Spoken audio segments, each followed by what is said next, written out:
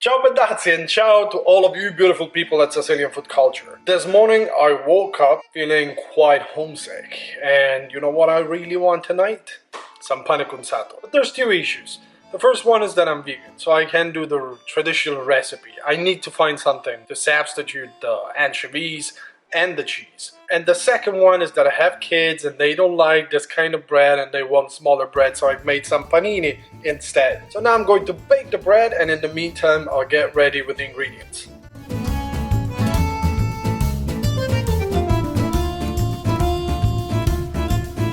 Guys, as always, this is my version. If you want the traditional version, go and check out SicilianFoodCulture.com. The panini are ready now. Look, this is what we got. We got some more over there, as you can see. And now we're gonna cut them in half and fill them.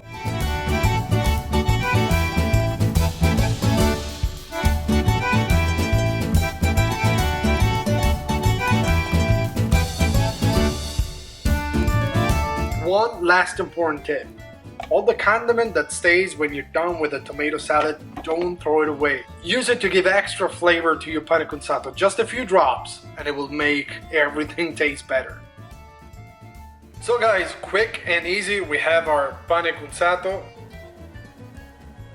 Thanks a lot for watching this recipe. I really hope you liked it. If you did, hit the like button at Sicilian Food Culture and the Sicilian Wonder. Ciao pedazzi!